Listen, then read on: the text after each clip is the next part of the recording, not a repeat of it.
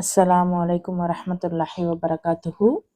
அல்ஹம்துலில்லா, இறைவனுடைய அருளால் நம்ம அல் குரான் வசனங்களை ஓதிட்டு இருக்கோம். சூரா அன்-நஹ்ல், சூரா அன்-நஹ்லில் 43 வசனங்கள் நம்ம பார்த்தோம். 43வது வசனத்தில் அல்லாஹ் அனுப்பியிருந்த அந்த தூது செய்திகளை நீங்கள் பாருங்க அப்படின்னு சொல்லி அல்லாஹ் சொல்லியிருந்தான். இன்னும் உங்களுக்கு அதை பற்றின அறிவு இல்லை அப்படின்னா யாருக்கு அந்த அறிவு இருக்கோ அவங்க சொல்றத கேளுங்க அப்படின்னு அல்லாஹ் சொல்லியிருந்தான். இப்போ இந்த வேத அறிவு அப்படிங்கிறது நிதர்சனமாக நன்மை தீமை அப்படிங்கிறத ரொம்ப தெளிவா சொல்லக்கூடியது. இன்னைக்கு யாராக வேண்டாலும் இருக்கட்டும், அவங்க முஸ்லீமாகத்தான் இருக்கணும், ஹிந்துவாகத்தான் இருக்கணும், கிறிஸ்டின், அந்த மாதிரி பாகுபாடுலாம் இல்லாம பொதுவாக மனிதாபிமானம் அப்படிங்கிற அடிப்படையில தெளிவான நன்மையை ஏவக்கூடிய தீமையை தடுக்கக்கூடிய விஷயங்களை நமக்கு யாரு சொன்னாலும் அவங்களுக்கு வேத அறிவு இருக்குன்னு தான் அர்த்தம். ஏன்னா இன்னைக்கு இருக்கிற சூழல்ல வேதங்கள் குர்ஆனை தவிர மற்ற எல்லாமுமே மனிதர்களால மாற்றி அமைக்கப்பட்டுருச்சு. அப்ப அப்படிங்கிறப்போ இந்த விஷயம் குர்ஆனுமே கூட அரபியில நமக்கு இருந்தாலும் கூட நமக்கு புரியறது இல்ல. அப்ப குர்ஆன் நம்மள ஒரு 100ல 10 பேருக்கு கூட குர்ஆன் முழுமையா புரியுமா அப்படின்னா இறைவனே அறிவான். ஸோ வேத அறிவு வழங்கப்பட்டவர்கள் அப்படிங்கிற பட்சத்துல ஒரு பொதுவான பகுத்தறிவு இருக்கக்கூடியவர்களாக இருக்கிறவங்களை இங்க அல்லாஹ் குறிப்பிடுறான். இது வரைக்கும் நம்ம பார்த்திருந்தோம். இன்னைக்கு 44வது வசனத்துல இருந்து நம்ம பார்க்கலாம். முன் சென்ற அந்த தூதர்களுக்கு தெளிவான சான்றுகள் மற்றும் வேதங்களை வழங்கி அவர்களை அனுப்பி வைத்திருந்தோம். அதாவது இறைவன் பொறுத்த வரைக்கும் பையினாத், ஸோ பில் பையினாத்தி வஸ்ஸுபூர் அப்படின்னு இங்க வருது. பையினாத், பையினா அப்படின்னா ஒரு ஒப்பந்தம் சொல்லுவோம் இல்லையா, அந்த மாதிரி. ஸோ இதுக்கு முன்னாடி வந்த தூதர்களுக்கு இறைவன் தெளிவான சான்று, மீன்ஸ் ஒரு சட்டங்கள். இன்னைக்கு எத்தனை சட்டங்கள் இருக்கு. நம்ம குர்ஆன் இஸ்லாமிய முறைப்படி சட்டம் அப்படின்னா தொழுகை, ஓதுதல், அது நோன்பு வைப்பது, இது மட்டும் அன்றி இதை தாண்டி எந்த மாதிரியான கல்வி நம்ம கற்றுக்கொள்ளணும், நம்மளுடைய ஒழுக்கம் எப்படி இருக்கணும், நம்மளுடைய திருமணம் எப்படி இருக்கணும், நம்மளுடைய அரசியல் எப்படி இருக்கணும், இன்னும் நம்மளுடைய பயணம் எப்படி இருக்கணும், ஒவ்வொன்றுத்துக்குமே இறைவன் சட்டங்களை சொல்லியிருக்கான். ஆனா நம்ம இன்னைக்கு யாருடைய சட்டங்களை ஃபாலோ பண்றோம்னு சிந்திச்சு பார்க்கணும். அப்ப இந்த மாதிரி தெளிவான சட்டங்களையும் வேதங்களையும் அல்லாஹ் அனுப்பியிருக்கான். இன்னும் நல் உரையை நபி ஸல்லல்லாஹு அலைஹி வஸல்லம் மீது நம்ம இறக்கி இருக்கோம். ஏன்னா இந்த வேதம் நபி மீது தான் இறங்கப்பட்டிருக்கு. ஸோ அதனால இந்த நல்லுரையை உங்கள் மீது நம்ம இறக்கி இருக்கிறோம். எதற்காக அப்படின்னா மக்களுக்கு இறக்கி வைக்கப்பட்ட அறிவுரையை நீர் அவர்களுக்கு தெளிவாக எடுத்துரைக்க வேண்டும் என்பதற்காகவும், மேலும் அவர்களும் சிந்தித்து உணர வேண்டும் என்பதற்காகவும். மிக முக்கியமா அல்லாஹ் எல்லா இடங்கள்லயும் சொல்றான், நீங்க சொல்லுங்க, அவங்க சிந்திக்கட்டும் அப்படின்ற ஒரு விஷயத்த எல்லா இடத்துலயுமே அல்லாஹ் குறிப்பிடுறான். இந்த வேதம் கொடுத்ததும், நபி ஸல்லல்லாஹு அலைஹி வஸல்லம் கொடுத்ததும் நபி எடுத்து சொல்லணும்ன்றதுக்காக. அப்ப நபியுடைய வாழ்க்கை வரலாறு பொறுத்த வரைக்கும் குர்ஆன் என்ன சொல்லுச்சோ அதைத்தான் அவங்க செஞ்சிருக்காங்க. அதே மாதிரி இதை சிந்திக்கவும் செய்யணும். நபி சொன்னதை செவித்தாழ்த்தி கேட்டு இருக்கணும், நம்ம சிந்திச்சிருக்கணும். இன்னைக்கு நபி நம்ம கிட்ட இல்ல, நபி கொடுத்த அந்த குர்ஆன் தான் இருக்கு, நபி கொண்டு வந்த குர்ஆன் தான் இருக்கு, இன்னும் அவங்களுடைய வரலாறுகள் தான் இருக்கு. வரலாறுகள் கூட மற்ற மனிதர்களால் எழுதப்பட்டது. ஆனா குர்ஆன் ஆனது இறைவன் அப்படியே கொடுத்தது. அதை சிந்திக்கக்கூடிய மக்களாக இறைவன் உங்களையும் என்னையும் ஆக்கி வைப்பானாக. இன்னும் 45வது வசனம் பாத்தீங்கன்னா, இனி யாரு தூதரின் அழைப்புக்கு எதிராக தீய சூழ்ச்சிகளை மேற்கொண்டிருக்கிறார்களோ அவர்கள் அல்லாஹ் தங்களை பூமி விழுங்கும்படி செய்து விடுவான், அல்லது எங்கிருந்து வேதனை வரும் என்று அவர்கள் சற்றும் ஊகிக்கவில்லையோ அங்கிருந்து அல்லாஹ் தங்கள் மீது வேதனையை கொண்டு வந்து விடுவான். ஸோ இந்த இடத்துல நபி ஸல்லல்லாஹு அலைஹி வஸல்லம் இல்ல இன்னைக்கு சூழல்ல. ஸோ யார் வந்து தீய சூழ்ச்சிகளை இன்னைக்கு எத்தனை ஜெனோசைட்ஸ் நடக்குது. ஜெனோசைட்ஸ் அப்படின்னா இன அழிப்புகள். எத்தனை இன அழிப்புகள் நடக்குது. நம்ம நம்ம வந்து முழுவதுமா ஃபோக்கஸ் வந்து பலஸ்தீனம் இதை மட்டும்தான் நம்ம வந்து பார்க்குறோம். அதை தாண்டி நம்ம வீடுகள்லயே, நம்ம ஊர்கள்லயே, நம்ம நாடுகள்லயே அவ்வளோ இன அழிப்புகள் நடக்குது. ஸோ நம்ம முதல்ல இங்க இருந்து பாருங்க. இங்கேயே பார்க்க நமக்கு நம்ம தவறிட்டோம் அப்படின்னா வெளியில பார்த்தும் பிரயோஜனம் இல்லை. அப்போ யாரெல்லாம் இந்த தீய சூழ்ச்சிகளை செய்யறாங்களோ அவங்கள வந்து அல்லாஹ் சொல்றான், பூமி விழுங்கும்படி செஞ்சிடுவேன். இன்னைக்கு எங்கெல்லாம் வந்து எவ்வளோ பூகம்பங்களும் நிலச்சரிவுகளும் ஏற்படுது பாருங்க. அப்ப அந்த சில நிலச்சரிவுகளுக்குள்ள இருக்கிற எல்லாரும் கெட்டவர்கள் அப்படிலாம் நம்ம யோசிச்சிட முடியாது. அதான் அல்லாவுக்கும் அவங்களுக்கும் இடைப்பட்ட விஷயங்கள்.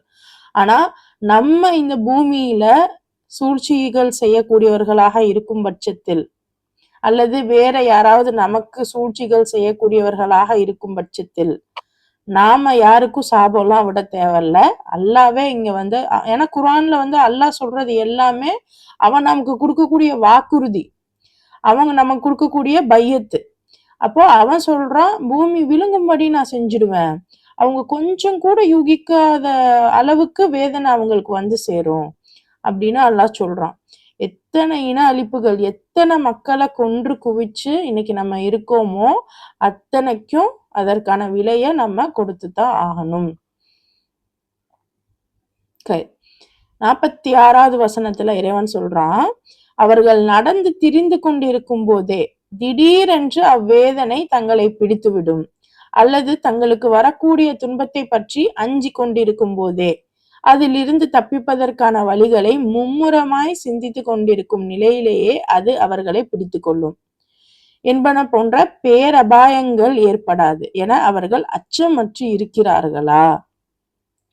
இன்னைக்கு ஒரு சின்ன ஒரு இவ்வளோ காலமாக இஸ்ரேல்ல வந்து எவ்வளவோ சண்டைகள் ஏற்படுத்திக்கிட்டு இருந்தாலும், எவ்வளவோ பிரச்சனைகளை சொல்லி கொடுத்துட்டு இருந்தாலும், ஒரு சின்ன விஷயம் இங்க ஈரான்ல இருந்து போனதுக்கு அப்புறம் இன்னைக்கு மெயின் ஸ்ட்ரீம் மீடியா எல்லாமே சொல்லக்கூடியது என்னன்னா, இஸ்ரேல் தப்பே பண்ணல, அவங்கள வந்து இவ்வளோ கஷ்டப்படுத்துறாங்க அப்படிங்கிற மாதிரியான ஒரு ஒரு அறிக்கைகளை விடுறாங்க. ஸோ அதுக்கு வந்து ஈரானுக்கு எதிரா இன்னைக்கு அதிகமான முஸ்லிம் நாடுகளே கூட இருக்குன்னு வைங்களேன். இப்போ இதெல்லாம் வந்து நமக்கு விஷயம் இல்லை. விஷயம் என்ன அப்படின்னா, நீங்க என்ன தவறுகள் செஞ்சாலும், நீங்க என்ன சுகபோகமாக இருந்தாலும், உங்களுடைய பிரச்சனைன்னு, அதாவது நீங்க உங்களுடைய தவறுக்கு நீங்க தண்டிக்கப்படும் போது நீங்க நின்னாலும் நடந்தாலும் எந்த டைம்ல கூட உங்களுக்கு துன்பம் வரும். இதெல்லாம் நீங்க யோசிக்காம இருக்கீங்களா? இவ்வளோ பெரிய அபாயங்கள் உங்களை சுத்தி இருக்குங்கிறத நினைக்காம பயம் இல்லாம இருக்கீங்களா அப்படின்னு சொல்லி அல்லாஹ் கேட்கிறான்.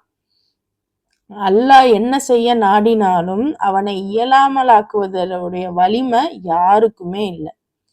நிச்சயமா உங்கள் அதிபதி அளவிலா பரிவும் பெரும் கிருபையும் கொண்டவனாக இருக்கிறான்.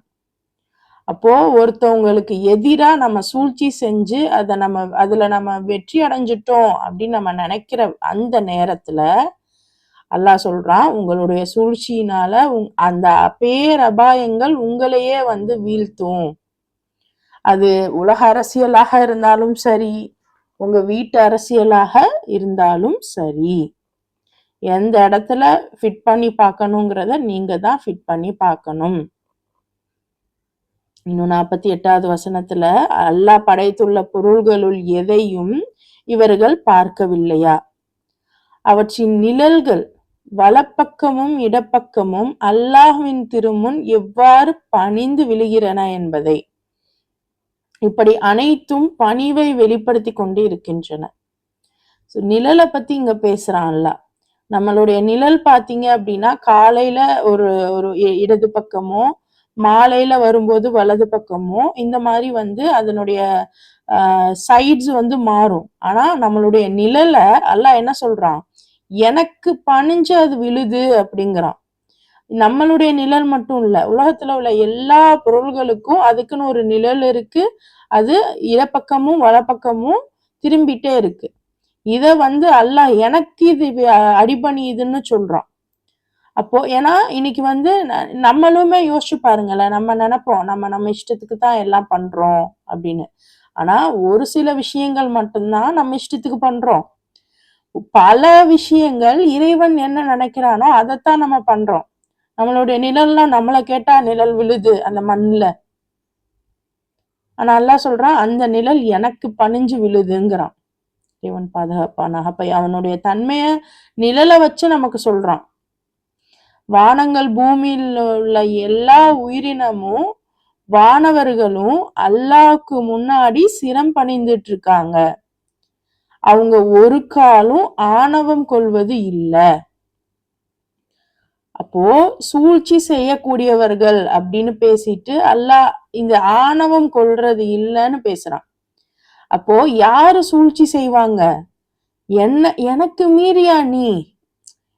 நான் தான் பெரியவன், நான் தான் வந்து உயர்ந்த ஜாதி, நான் தான் எல்லாரை விட அறிவுல சிறந்தவன், எல்லாரை விட அழகுல சிறந்தவன், எல்லாரை விட எல்லாவற்றிலையுமே நான் தான் பெஸ்ட் அப்படிங்கிற அந்த ஆணவம் யாருக்குமே இருக்கிறது இல்லையா? பூமியில உள்ள எல்லா உயிரினமும் வானத்துல உள்ள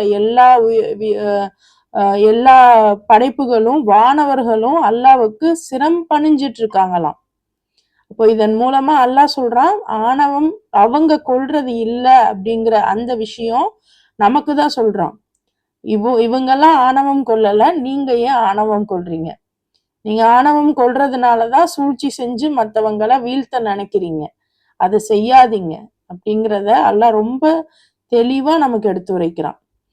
அவர்கள் தங்களுக்கு மேலே இருக்கிற அதிபதிக்கு அஞ்சுகிறார்கள், தங்களுக்கு இடப்படும் கட்டளைக்கு ஏற்ப செயல்படுகிறார்கள். இதான் விஷயம். இப்ப நான் இப்போ வானவர்களாக இருக்கட்டும், இன்னும் இந்த பூமியில உள்ள பொருட்களாக இருக்கட்டும், இன்னும் நமக்கே வைங்க இந்த ஹார்ட் பீட் எல்லாம் வந்து நம்ம சொல்லிதான் துடிக்குதா?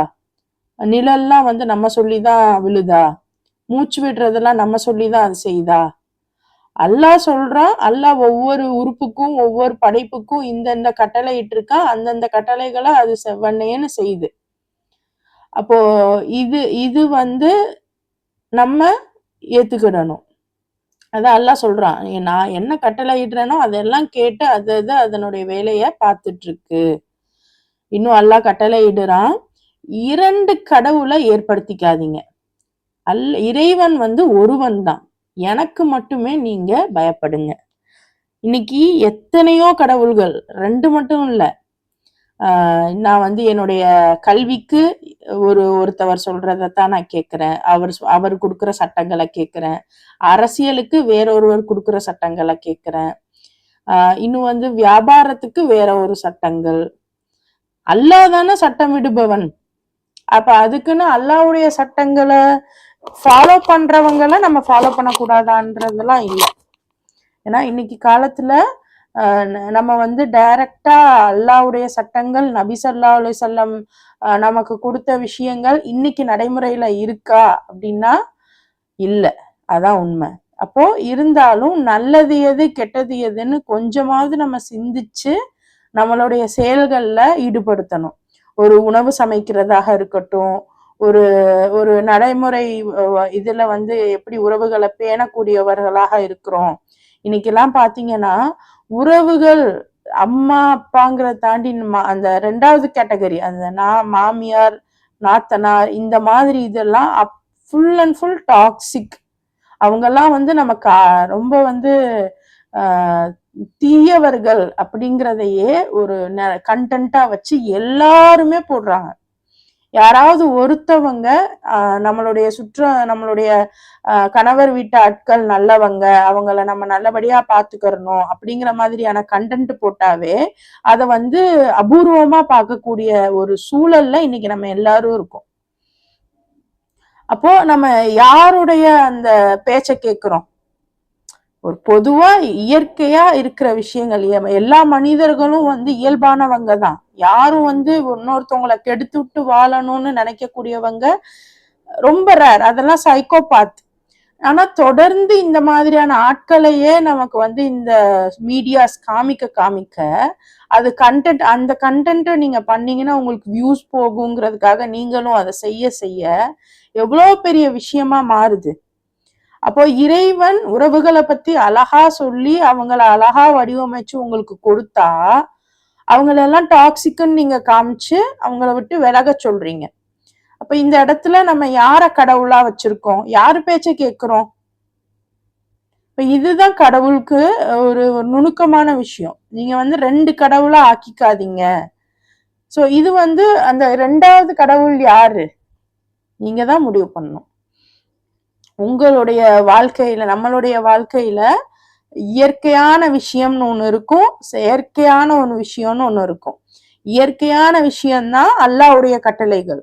செயற்கையா அதுக்கு இயற்கைக்கு மாற்றமான விஷயங்கள் எல்லாமே தஜ்ஜாலுடைய கட்டளைகள். அவனை நீங்க கடவுளா ஏற்படுத்திக்காதீங்க. இறைவன் ஒருவன் தான், என்னையவே நீங்க அஞ்சுங்க, எனக்கு மட்டும் பயப்படுங்க அப்படின்னு அல்லாஹ் சொல்றான். வானங்களிலும் பூமியிலும் இருப்பவை அனைத்தும் அல்லாஹ்வுக்கே உரியது. அவனுடைய தீன் மட்டுமே இந்த பேரண்டம் முழுவதிலும் செயல்பட்டு கொண்டிருக்கிறது. இவ்வாறு இருக்க அல்லாஹ்வை விடுத்து மற்றவர்களுக்கு நீங்கள் அஞ்சுவீர்களா? இன்னைக்கு நம்ம எதுக்கு எடுத்தாலும் பயப்படுறோம். நம்ம ஃபியூச்சர்ல என்ன ஆக போறோம், நம்ம பிள்ளைகள் என்ன ஆக போகுது, நமக்கு வீடு இல்லையே, வாசல் இல்லையே, சொத்து இல்லையே, சுகம் இல்லையே, என் பிள்ளை இப்படி கொஞ்சமா தான் படிக்குது, என் பிள்ளை ஃபர்ஸ்ட் ரேங்க் எடுக்க மாட்டேங்குது, என் பிள்ளை 3rd ரேங்க் எடுக்குது, என் பிள்ளை 50க்கு மேல எடுத்தா பத்தாதா, 60க்கு மேல எடுத்தா பத்தாதா, 90 எடுத்தாலும் கூட என் பிள்ளை 100 எடுக்கலையேன்னு வருத்தப்படக்கூடிய பெற்றோர்களை நம்ம பாக்குறோம். முதல்ல நம்ம பிள்ளை என்ன படிக்குது, நம்ம பிள்ளைக்கு என்ன சொல்லி கொடுக்குறோம்? ஒரு நாளைக்கு 10 மணி நேரம் அல்லாஹ் பத்தியா நம்ம பேசுறோம்? அல்லாஹ் பத்தியா அது படிக்குது? நம்ம வாழ்க்கையில எப்படி வாழணுங்கிறத பத்தியா படிக்குது? ஆனா அந்த எதை பத்தி படிக்குதுன்னே ஒரு அறிவு நமக்கு இல்ல. இருந்தாலும் அந்த மார்க்கு 100க்கு 100 எடுக்கலன்ட்டு வருத்தப்படக்கூடியவர்களாக இன்னைக்கு பெற்றோர்கள் நம்ம இருக்கோம். ஆனா அல்லாஹ் சொல்றான், இந்த பூமி வானம் எல்லாம் நான் படைச்சது, இந்த தீன், இந்த இஸ்லாம்ங்கிற தீன் வந்து என்னுடையது, இதுபடிதான் நீங்க நடக்கணும்.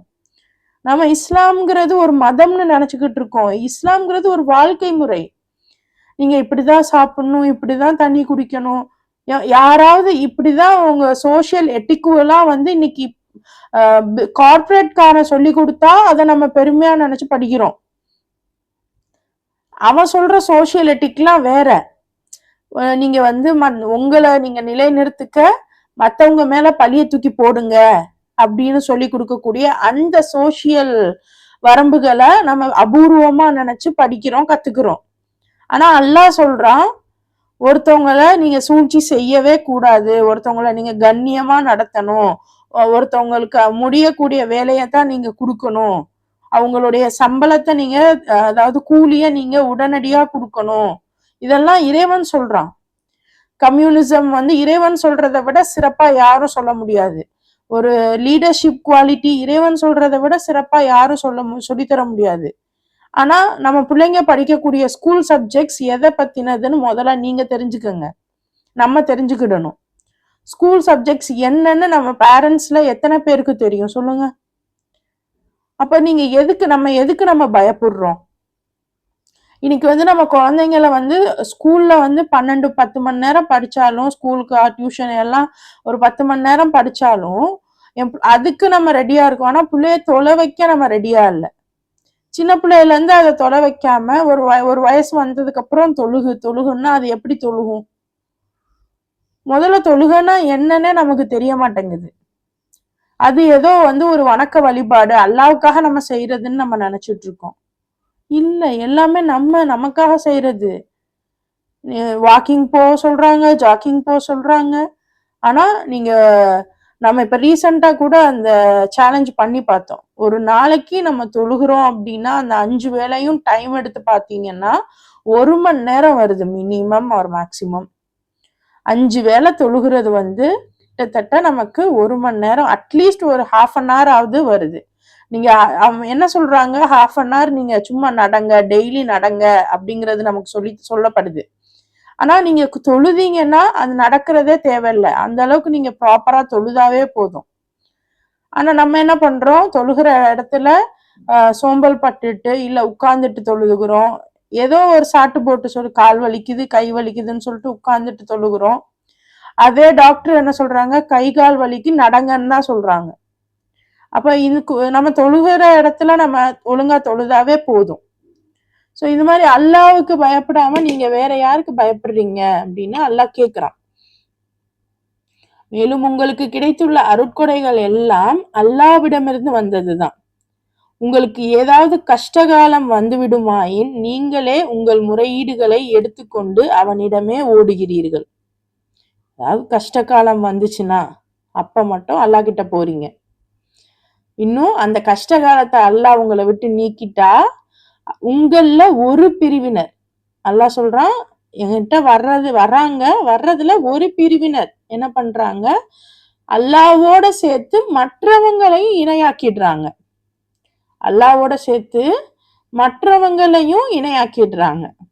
ஸோ இன்னைக்கு எனக்கு வந்து ஜாப் இல்லை, இல்லை எனக்கு வந்து இன்னைக்கு பெண்கள் அதிகமா என்ன பண்றோம், என் கணவருக்கு ஹெல்ப்பா நானும் இருக்கேன்ட்டு ஏதாவது ஒரு வேலை செய்யணும்னு நினைக்கிறோம், பணம் ஈட்டணும்னு நினைக்கிறோம்.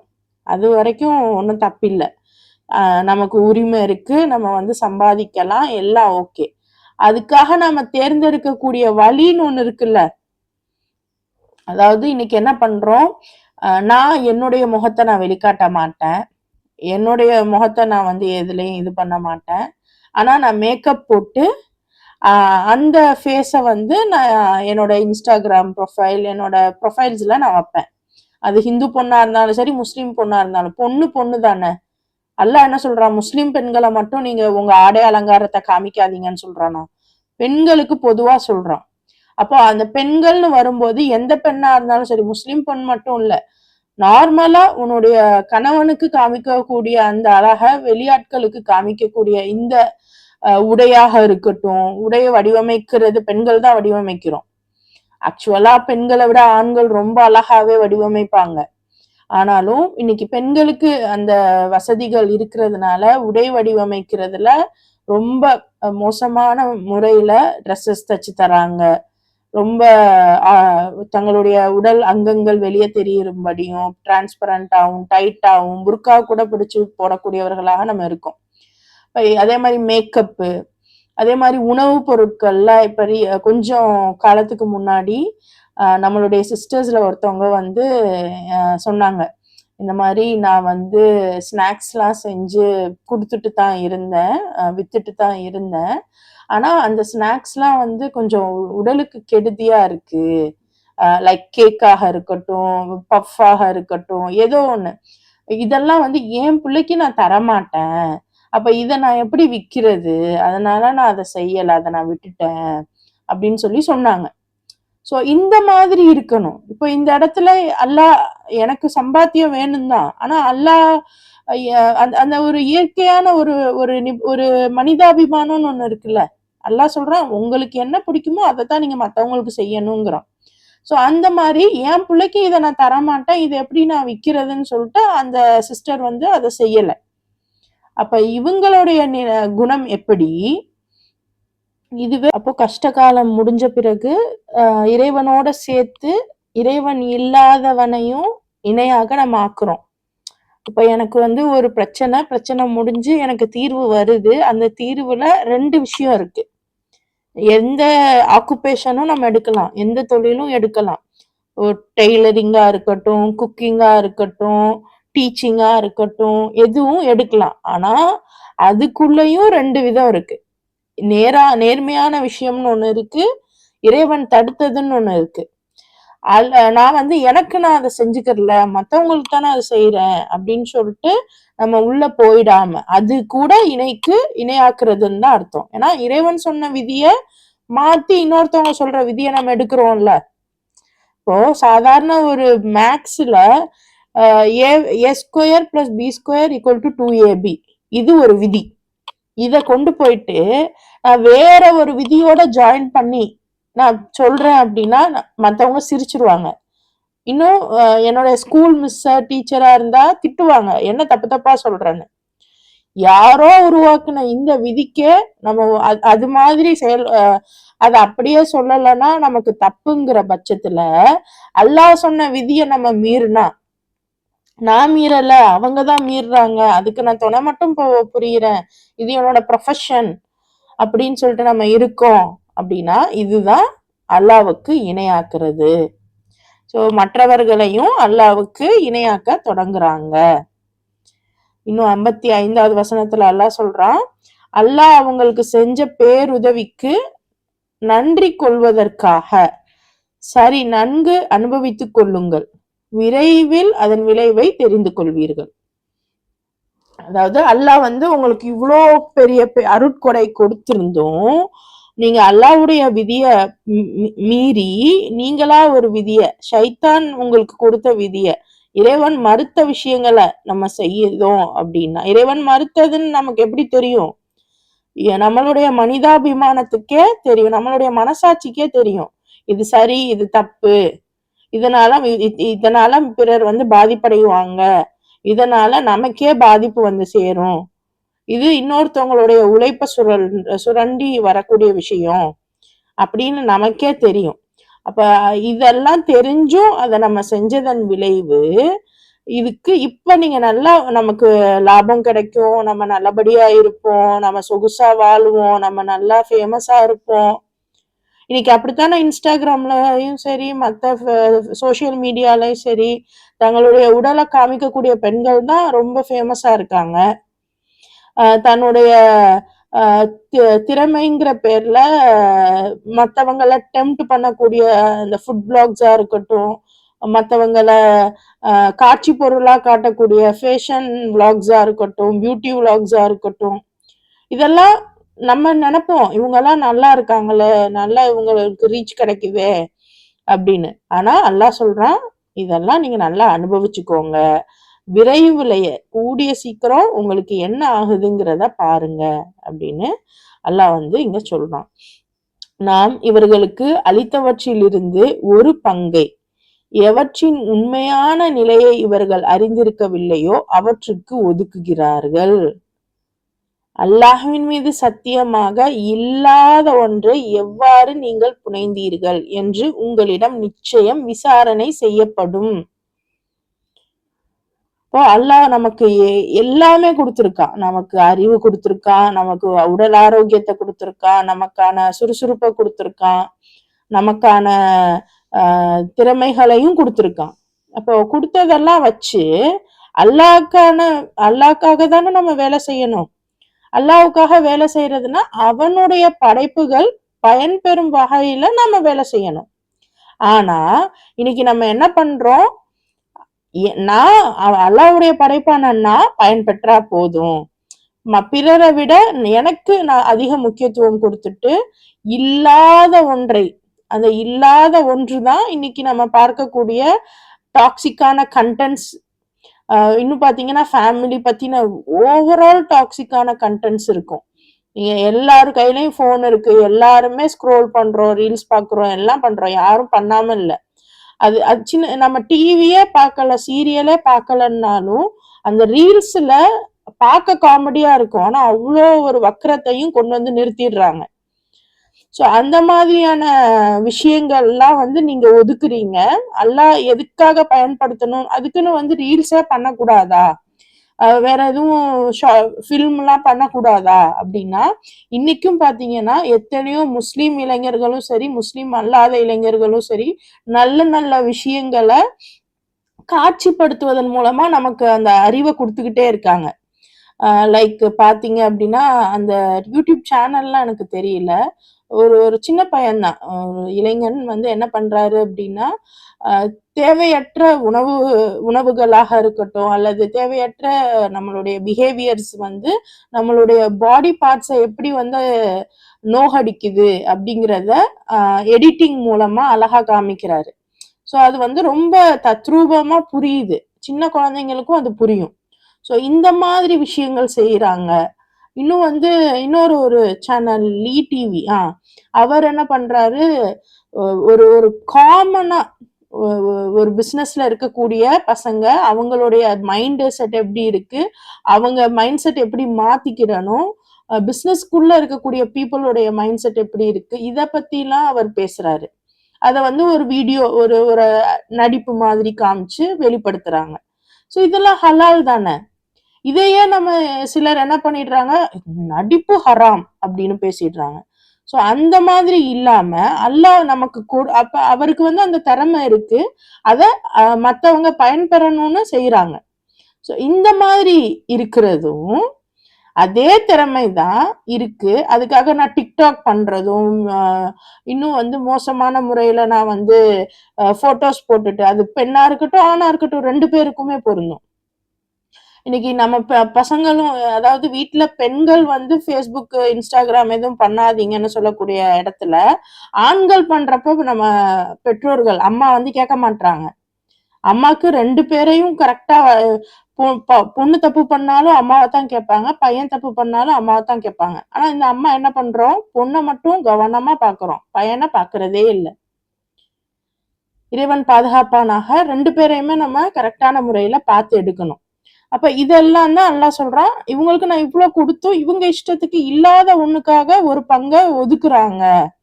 இது வந்து நீங்களா இட்டுக்கட்டி வச்சிருக்கீங்க. இதுக்கான விசாரணை உங்களுக்கு இருக்கு அப்படின்னு. இவர்கள் அல்லாவுக்கு பெண் மக்கள் உண்டென ஏற்றி சொல்கிறார்கள். அவனோ தூய்மையானவனாக இருக்கிறான். ஆனால் அவர்களுக்கோ அவர்கள் விரும்புகின்றனவை. அதாவது அன்னைக்கு காலகட்டத்துல பெண் மக்களை வந்து இது அல்லாவுடைய பிள்ளைகள் அப்படின்னு சொல்லக்கூடியவர்களாக இருக்காங்க. இன்னைக்கு பாத்தீங்கன்னா ஒரு படி மேல போய் அன்னைக்கு வந்து பெண்களை வந்து ரொம்ப அவமரியாதை பண்ணிட்டு இருந்தாங்க. இன்னைக்கு வந்து பெண்களை நாங்க வந்து ரொம்ப தூக்கி பிடிக்கிறோம் சொல்லிட்டு நீங்கெல்லாம் ரொம்ப உயர்ந்த பிறப்புகள் அப்படின்னு சொல்லி அதனுடைய பேக்வேர்ட்ல இப்படி ரொம்ப உசுப்பேத்தி விட்டுட்டு அந்த பெண்களை ரொம்ப மட்டமாக உபயோகிச்சுட்டு விட்டுடுறாங்க. இன்னைக்கு எத்தனை பெண்கள் வந்து ஃபெமினிசம்ன்ற பேர்ல அந்த போர்வையில எவ்வளோ அனாச்சாரங்களை நம்ம கடந்து வந்துட்டு இருக்கோம்.